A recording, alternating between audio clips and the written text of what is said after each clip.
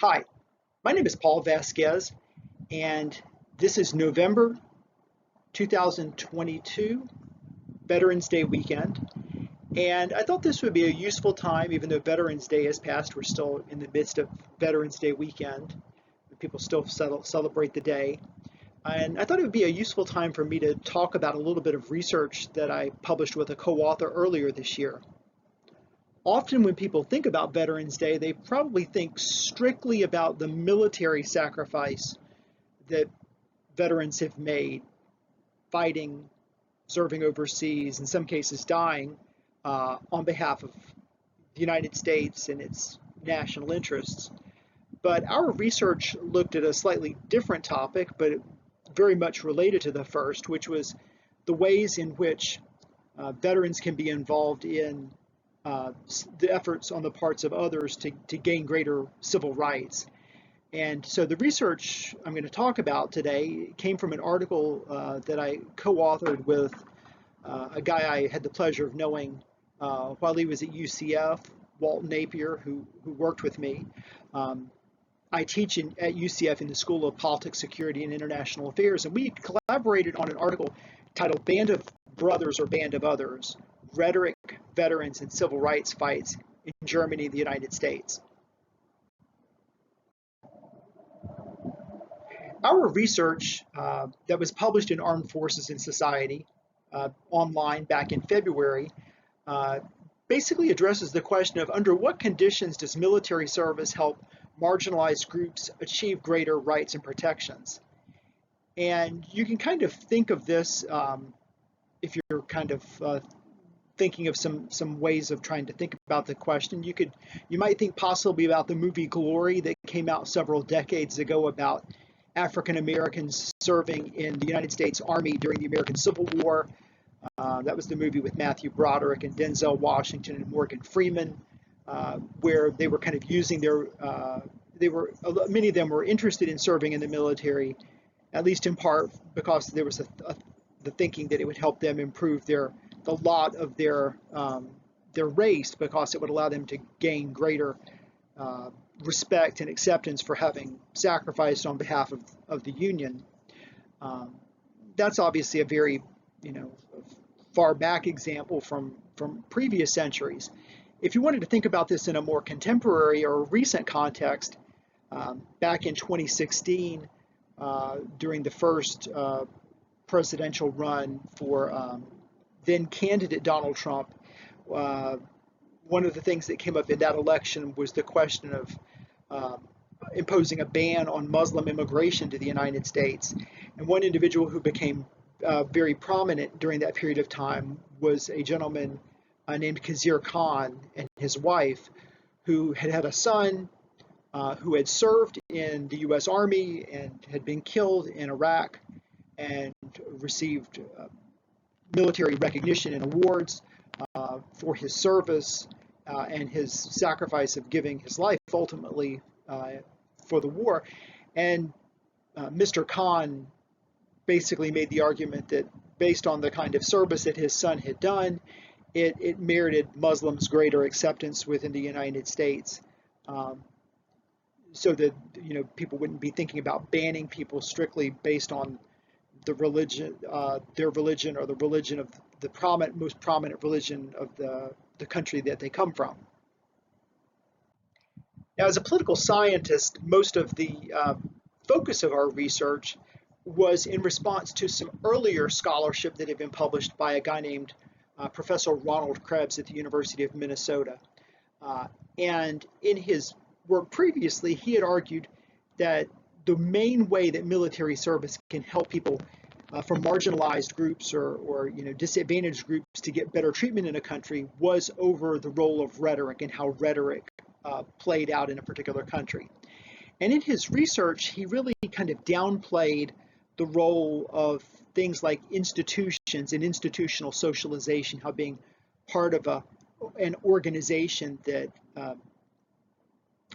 emphasizes equality and fairness could play a role. He also downplayed explanations regarding things like intergroup contact, which is just people from different backgrounds coming together and breaking down prejudices and gaining greater empathy towards one another. And finally, he also downplayed what's called the elite development hypothesis, which is just the argument that by virtue of being in military service, that helps people to gain greater feelings of efficacy, what they can accomplish, greater feelings of devotion, perhaps to their country, that lead them to, once they hang up their military uniform, to go into service of their country in a political manner. He tended to downplay all of those roles and put much more emphasis on what's called civic Republican rhetoric, which is when military service is used to try to help groups by framing their service as something done on behalf of the country, which is what he calls civil Republican discourse. And then this being deployed in countries where it's really hard to push back against that rhetoric for various reasons. And he published a book on this subject called Fighting for Rights. And in it, he looked at the example of the Druze serving in the Israeli military, as well as Japanese Americans serving in the United States, and found that these were examples where these groups were able to use rhetoric to help them raise themselves up in terms of the civil rights that they had within their countries, civic and political rights. But he tended not to find that to be the case for African Americans after the Second World War, because he said that during the post-World War II period, the civil rights effort in the United States really didn't focus so much on the value of military service. And it made just an argument based on liberal values of how people should deserve to be treated with dignity and respect, regardless of whether they had served in the military. And he actually made the argument that if civic Republican rhetoric about military services had been used better, it could have played a bigger role in getting African Americans more substantial accomplishments sooner. Now, in contrast to the position that Professor Krebs has taken, there are scholars who've given more credence to some of the other kinds of explanations for how military service could help advance the cause of groups that aren't being, given their fair due within a country. Political scientists Phil Klinkner and Roger Smith discuss this in their book, The Unsteady March. And furthermore, a political scientist named Chris Parker at the University of California, Santa Barbara, specifically wrote an entire book on this topic in 2009, and he argued that political elite development was at work among U.S.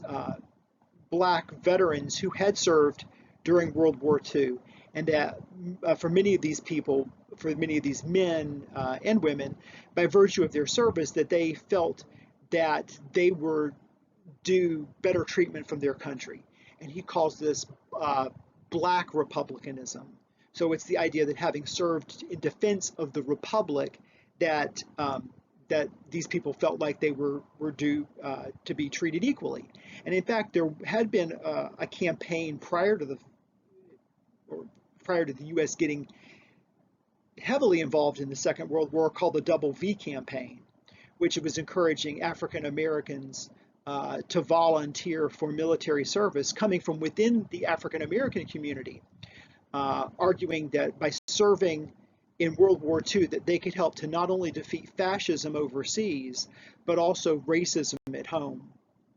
So Chris Parker in his book has already kind of talked about this and how military service served to make these folks, when they returned home, more politically active and assertive. Now, in Krebs's book, he talks about the process by which groups try to assert a claim to being deserving of better treatment as claims making. Okay, and we find that the kind of model that he offered tended to be underspecified, specifically with regards to the environment in which these kinds of claims are made. And we thought that rhetoric can be deployed and everything, and he says what's important is whether or not the rhetoric really seems to have bite and make people kind of sit up and take notice.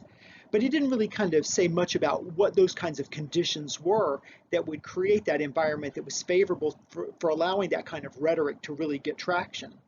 And we argue that in order to understand what kind of contributes to these environments in which civic Republican rhetoric can get traction and make progress for marginalized groups, one needs to look at whether or not the marginalized group members are seeking greater acceptance themselves. That's the first thing that needs to be examined.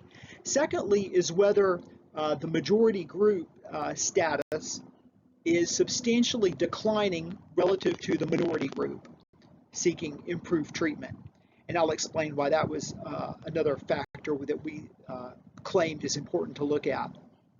And third, we argued that that kind of civic Republican rhetoric was really only going to get traction if marginalized groups were successful in getting majority groups in their country, groups that are already in the majority or already in power, and having members from those groups serving as allies to help the marginalized groups to get better treatment, because we think that's an important factor to include as well for some reasons I'll explain in just a minute.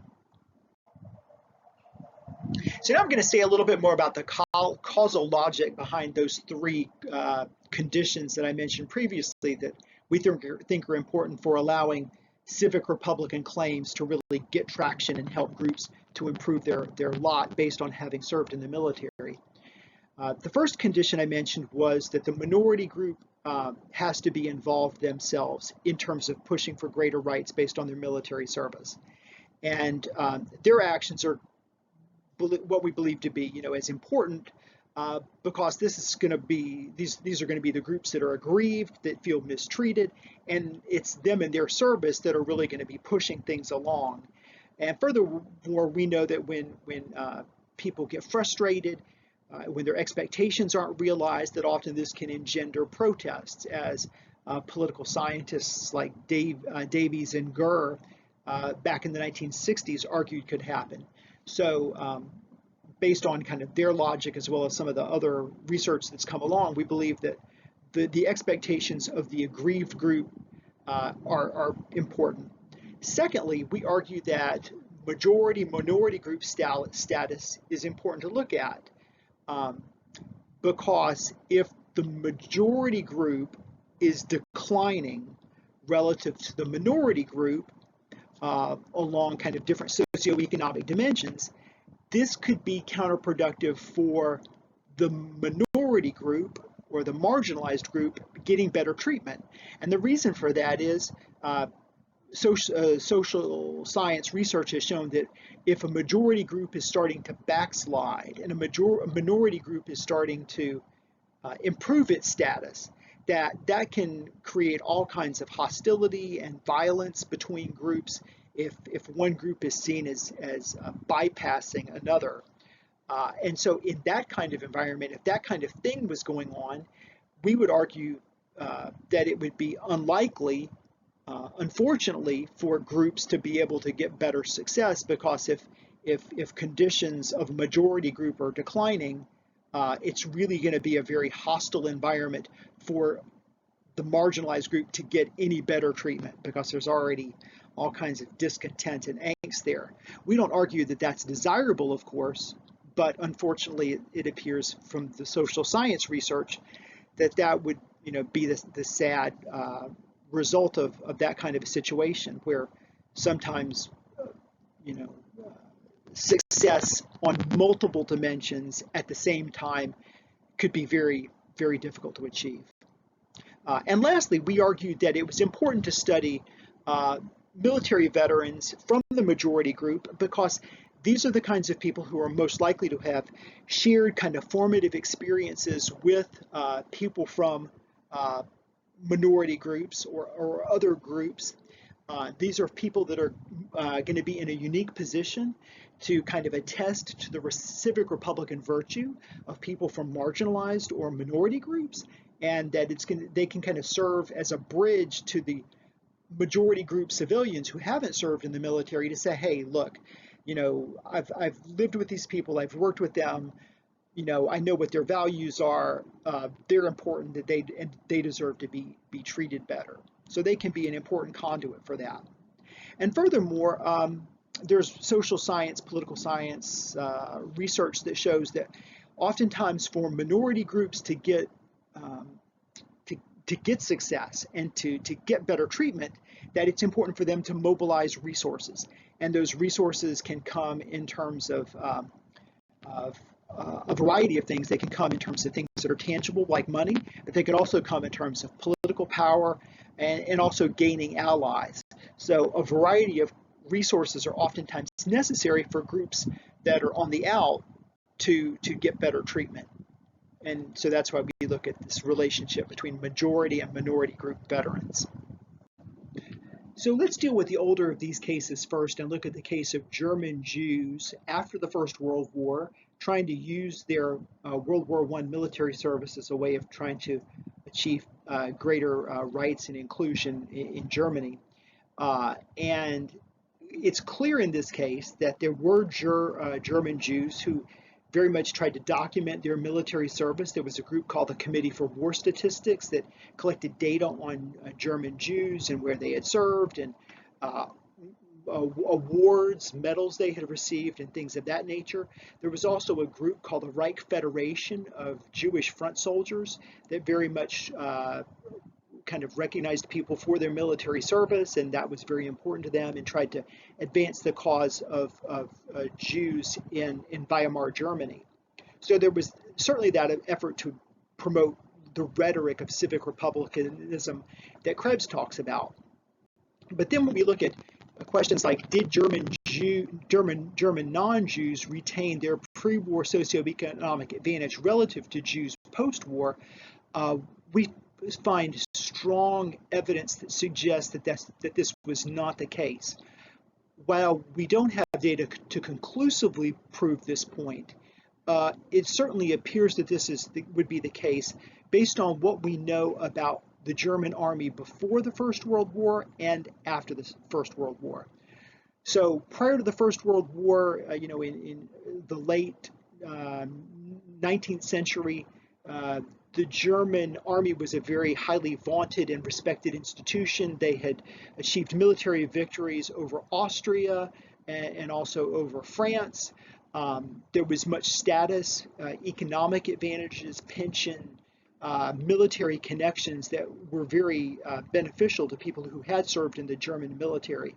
And one author says that kind of German officers were almost treated with the status within their country of like being like a god or a demigod just below, right? Very highly, respected.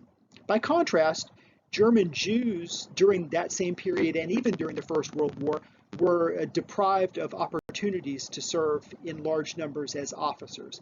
It was very, very exceedingly difficult for German Jews to come by a commission because there was anti-Semitism in Germany, and it was deemed to be inappropriate for a Jew to be in a position of military command over a non-Jew or a Christian.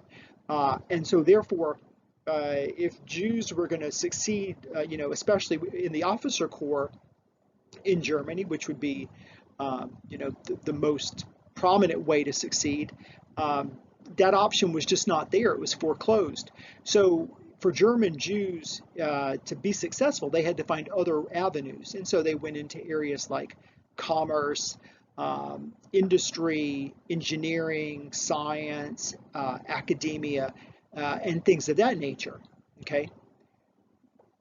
Fast forward to the end of the First World War, the Allies, the United States, Britain, and France, they want to make sure Germany's not a threat. So when the Treaty of Versailles was imposed, they go about dramatically putting limits on the German army. Germany could have no more than 1,000 enlisted men, no more than 4,000 officers, and those numbers pre-war had been dramatically higher. Pre-war, the German army had been as high as 662,483. On the eve of the war, in 1914, it has been as high as 2.2 million. During the entire span of the war, there were 11 million men who had served in the German army. And so to go from where they were pre-war to where they were post-war is a reduction of 80% in terms of the numbers of positions in the German military. So, this very important institution for social advancement and status was just dramatically removed from an avenue that Christians had typically taken disproportionate advantage of. And so, therefore, we conclude that there was very much kind of a decrease in the status of German non-Jews relative to Jews, which very much kind of set back the cause for Jews to be able to make more out of their military service because non-Jews were already suffering and therefore less inclined to want to accept Jews to a greater degree in German society. The other question that we ask is, did majority group veterans work in support of minority veteran goals during the Weimar period?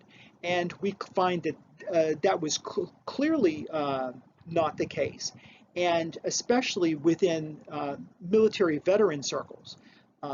There were many kind of organizations that had proliferated during or kind of in the wake of the First World War. There was an organization called the Steel Helmets League of Front Soldiers. There were other groups called the Freikorps, the Organization Council, and many of these groups were very much to the right within German society. And in fact, the Steel Helmets group that I alluded to earlier, they shifted very much to the right and against the Weimar Republic after the Treaty of Versailles was signed. And there was, just a lot of antipathy and hatred towards Jews that came from non-Jews, and there was a lot of anti-Semitism, especially within these veterans groups. They tended to be very anti-Semitic. While it's not exactly the same thing, we could also think about, within our own history, in recent decades, we saw in Iraq, for example, how after the Iraqi army was disbanded, after the American invasion and defeat of Saddam Hussein's forces, that there was an uprising of people that took to the streets as part of the Sunni-led violence against the American post-war occupation. And that at least appears to be kind of a similar phenomenon where people who within the military were put out of jobs, deprived status they had had previously, and became aggressive as a result of that. To just return to the German case, there were some examples where there were German military officers that had been sympathetic to Jews. There was one example was President Paul von Hindenburg, who had been a general prior to becoming Reichspresident, had worked to ensure that Jewish veterans and their relatives were not swept from the bureaucracy in 1933. But he died, and this ended the following year after his death when Adolf Hitler ascended to prominence. And of course, the situation for German Jews became increasingly dire, as we know from history. So in this case, we make the argument that kind of the economic conditions, because of the downsizing of the military, really fanned the flames of anti-Semitism that became rampant in groups on the right, veterans groups on the right in Germany, like the Steel Helmets League, for example. Next, we come to the case of African Americans after the Second World War, and the question is, were there African Americans trying to make advances in civil rights gains after having served in the military? And the answer to this is clearly yes. While rhetoric about military service was not predominant coming from the civil rights movement in the years after the Second World War, there were clearly examples of African Americans who, based off of their military service, were definitely trying to make good on that double V campaign that I mentioned earlier by trying to make advances against racism and Jim Crow, just as they had contributed to success in defeating fascism.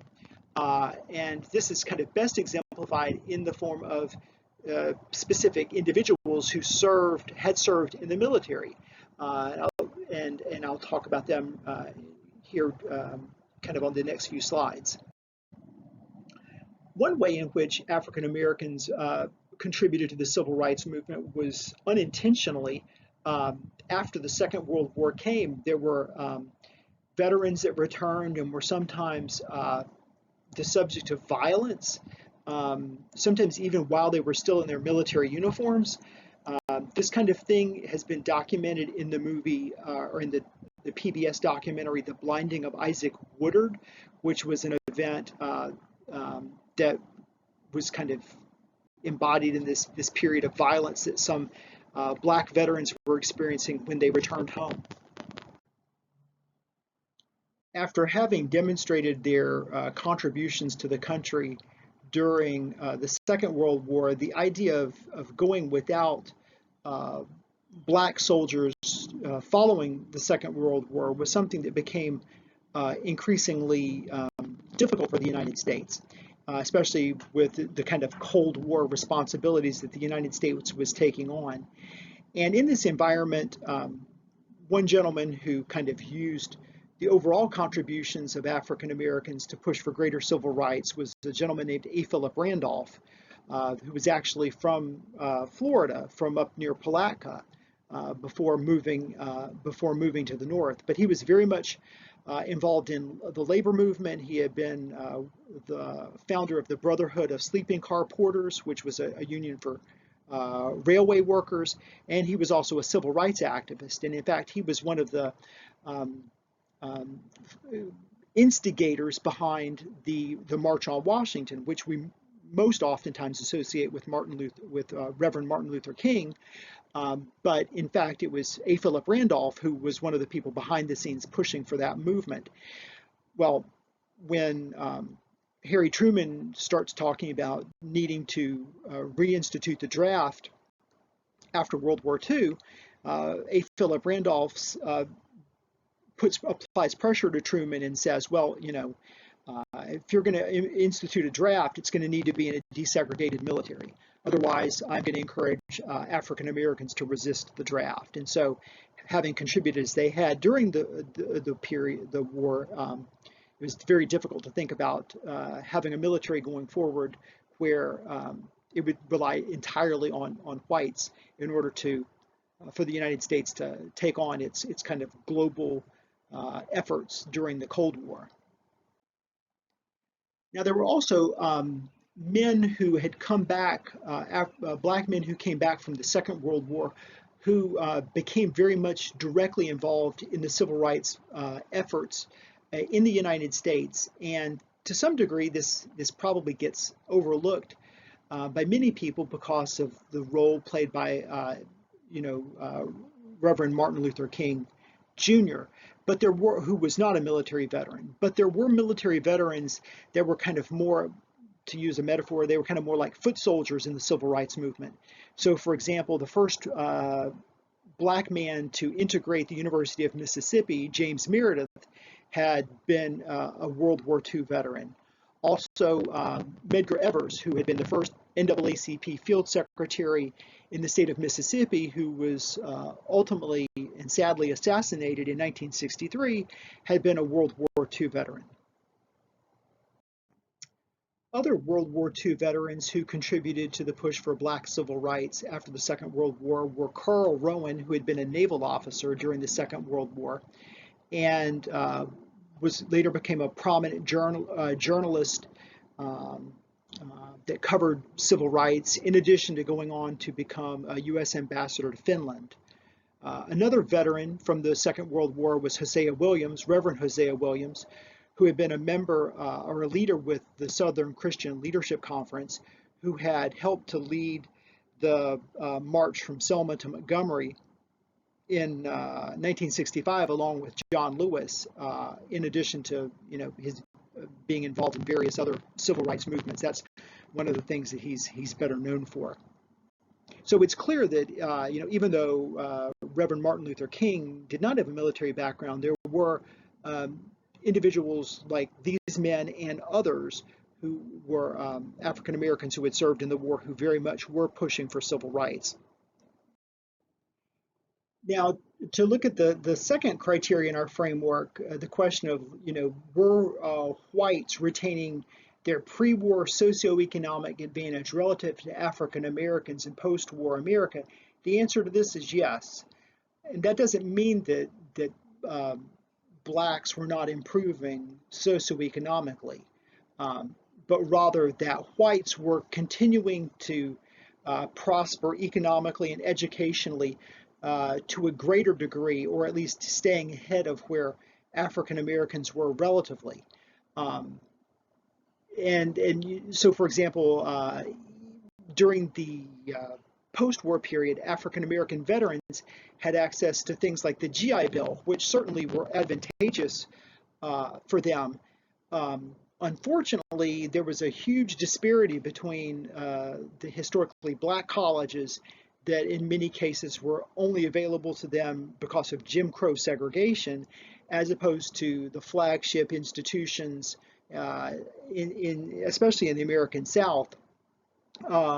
And because of some of those disparities were, until places like University of Mississippi and University of Alabama were integrated, educationally they were, disadvantaged to some degree. So, but the larger point is that in post-war America, the economy was growing. It was growing for whites as well as blacks, but that blacks were not closing the gaps closely with whites.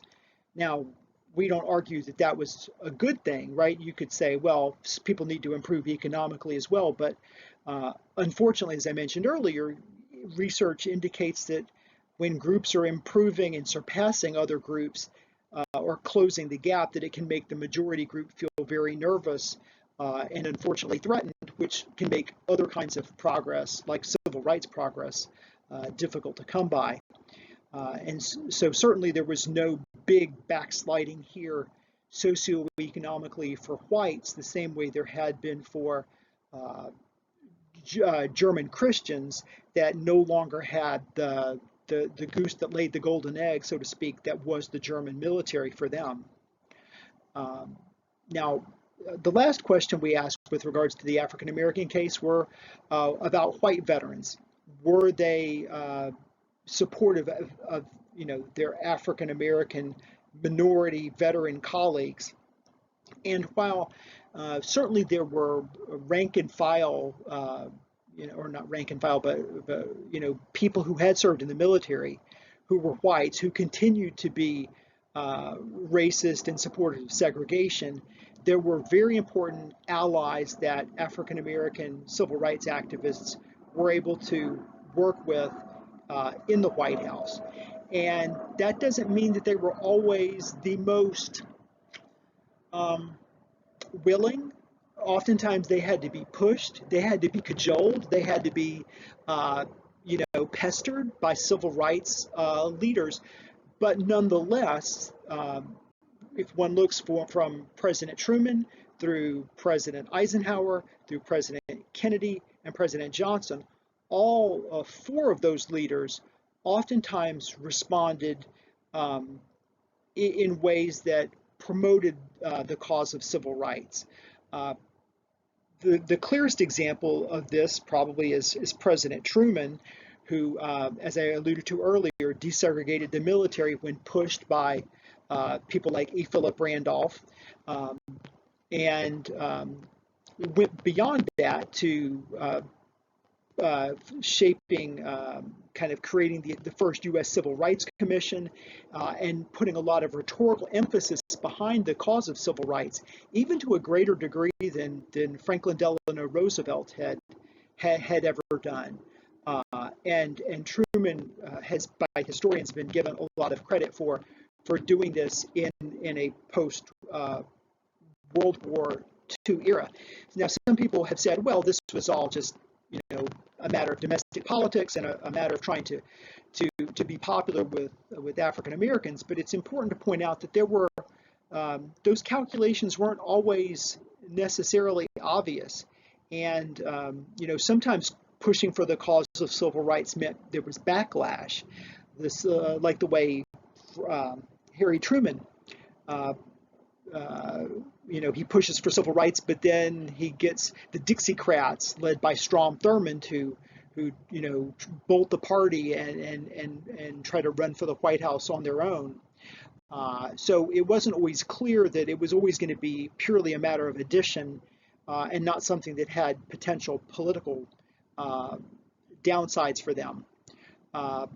President Eisenhower also did a variety of things. Historians have argued that he kind of set the stage within his administration to kind of know that the Brown versus Board of Education decision was coming, to take a position that would be more supportive of Brown.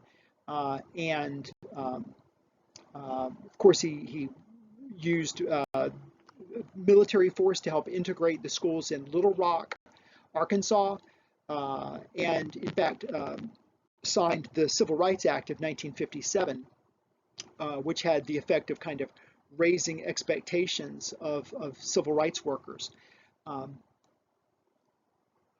One other point I'll make about both Truman and Eisenhower is people have credited their time in the military with developing not only their attitudes about people unlike themselves, but also helping to further their political careers.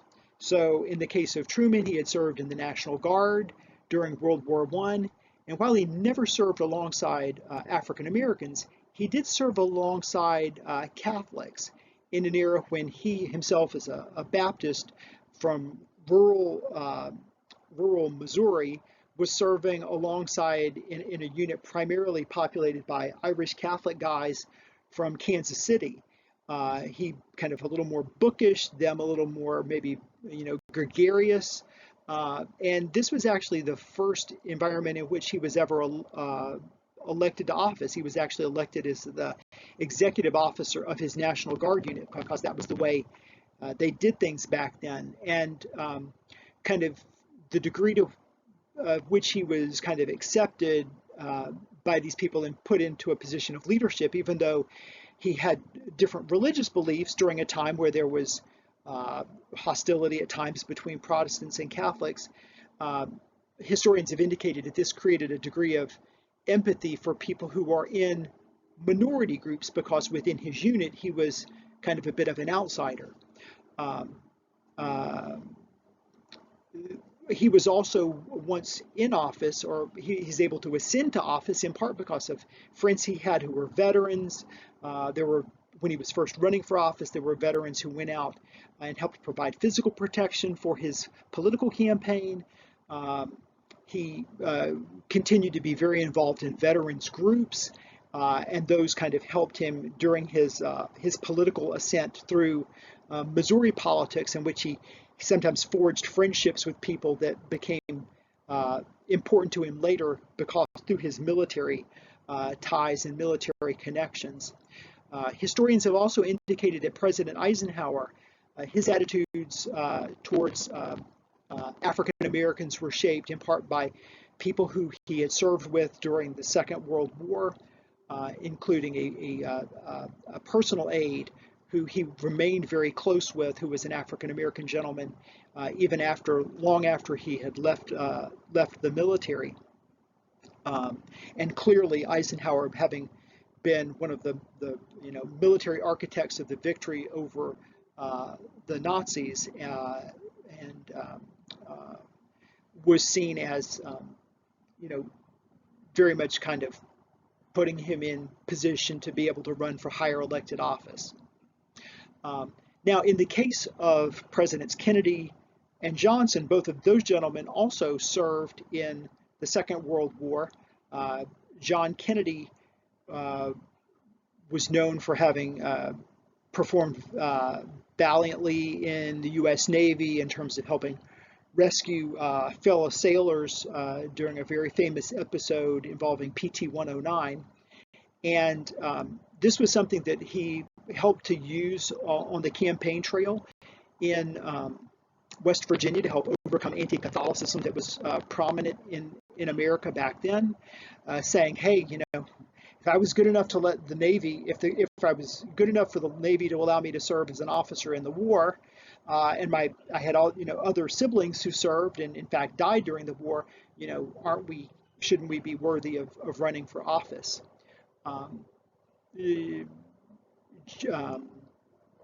Lyndon Johnson, by contrast, had served in not as heroic a capacity, but had served in the military, in the Navy, and worked on some projects for Franklin Roosevelt. And that was seen as something, too, that kind of helped fill out his kind of professional or occupational resume as a politician seeking higher elected office.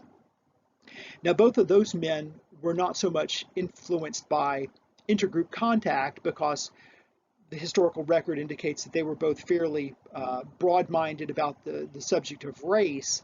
And so it doesn't appear to have influenced them through the intergroup contact mechanism, but it certainly does appear that it helped elevate them politically. And of course, they took various actions that helped to push along the cause of civil rights. It's fair to say, though, that Kennedy was sometimes his actions did not always match his rhetoric, and in many cases he was very concerned about alienating Southern conservatives who supported segregation, but by taking some positive actions that helped appointing people within the federal bureaucracy and to the courts, that helped to kind of spur along and raise the expectations of activists in the civil rights movement who were pushing for greater progress. And of course, much of that progress was really realized later and kind of built upon once President Johnson rose to the Oval Office, in terms of things like the Voting Rights Act and the Civil Rights Act. So we can see that in the case of the African Americans post-war, gaining these very influential allies who were not always necessarily leading from out front. Oftentimes they were having to be pushed and pulled along, but nonetheless were moving in the direction of civil rights progress, as opposed to other Americans who were not. So you've been with me here almost 45 minutes. So let me go ahead and bring this to a conclusion by saying that our biggest and broadest point is that we disagree with Ron Krebs' argument that rhetoric and discourse is the only real way that military service can be used to help advance the plight of marginalized groups. While civic Republican rhetoric can be very important, we, based on our research, find that things like intergroup contact and the ability of veterans to develop leadership skills, political leadership skills that can be translated into the civilian world can be very important, not only for people involved in the civil rights movement in terms of Black activists along the lines of what Professor Parker has argued, but also in terms of individuals who would ultimately become president of the United States.